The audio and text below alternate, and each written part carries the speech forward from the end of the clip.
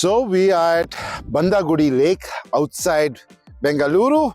The water levels are down, obviously, as you've been hearing of the water crisis, and I'm here with the 4th generation Swift.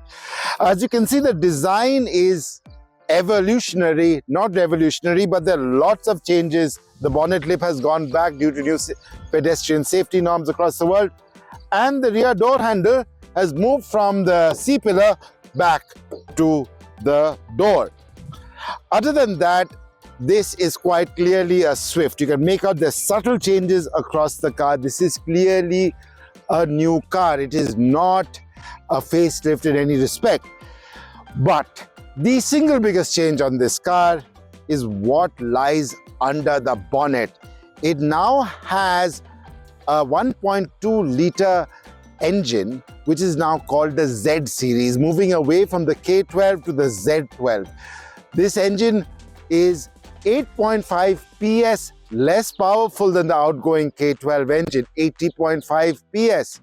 It is, however, much more economical. That's why Maruti keeps on saying, why do you need a hybrid when this car can give you close to 28 kilometers per litre? I've been driving this car in the morning. So far, the manual, this one, which I've been driving, has given me about 22 kilometers per litre. And we've been really having fun with this car. I'll tell you how it drives, but as for the design, obviously, you can see there are changes everywhere, new LEDs, DRLs, but the 19 years since the Swift was first launched in India, this is clearly still a Swift and still one of India's, and is going to remain one of India's most popular hatchbacks.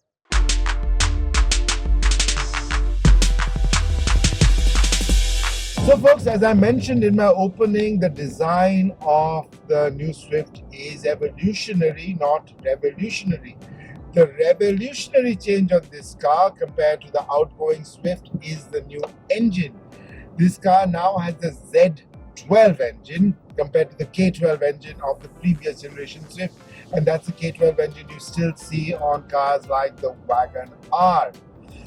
Now, it's lost a cylinder. It's a 3-cylinder engine now. That's not a big deal. I mean, if you drove a Maruti 800 in the past, that was also a 3-cylinder engine. The balance of this car from an engine perspective, you don't feel like you're driving a 3-cylinder car at all. They're very well balanced engines. The big deal is that it's lost about 10% of power. The outgoing K12 engine had 89 PS of power, and this Z12 engine has 80.5 PS of power. Now, I've been driving a manual. Yes, it is engaging. I'm not going to lie and say that no, that I don't feel the lack of power. Yes, you do.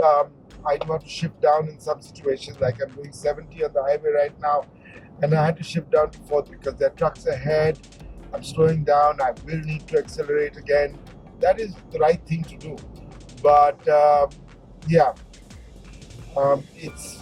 it's an engine that really needs to be worked. This manual gearbox has been good to drive. I've really enjoyed having the manual. I don't know how the car is to drive with the AMT. I hope I'll probably be driving it once I get back to the hotel. This car is clearly designed for efficiency, and Maruti Suzuki's entire raison d'etre as a company, I feel, is to squeeze every last bit of energy out of every last drop of petrol. I mean, I've not been driving for efficiency today, but even then I'm getting close to 19 kilometers per litre of petrol. And Maruti claims this car can give close to 28 kilometers per litre. It's a really hyper efficient car. And when you are a young man or woman buying their first car in life, which is what a car is designed for, it's designed for the young man or woman starting out with their professional careers. You may not have that much money in your life, so you probably need to eke out every last drop of energy out of petroleum, as I just said, because you want your 100 rupees to go per litre to go as far as possible. And if this car can give 20 plus kilometers per litre in real world driving conditions, or maybe even 22, 25 kilometers per litre, You can stretch this car, your 100 rupees will take you quite a way. 400 bucks will get you 100 kilometers. I mean, that is efficiency levels you'll see on hybrid cars, which is why Partho Banerjee, the senior executive officer, sales and marketing at Maruti, told me, why do you need a hybrid on this car? This car is very engaging to drive on twisty roads though, and yesterday we did a little exercise around a small track, and this car is still, like every generation the Swift before, it's really nice to maneuver around. It's really got good handling, solidly planted, and now this one comes with all sorts of toys like this huge 9-inch Smart Play Pro infotainment system, automatic air conditioning. Yes, this top-end dual-tone Swift costs close to 10 lakhs. In fact, the one with the AMT, the AGS as Maruti calls it, will cost over 10 lakhs on road. I genuinely feel people will buy this car for its efficiency. Yes, I wish it had more power. I really genuinely wish it had more power. But it's not always about power.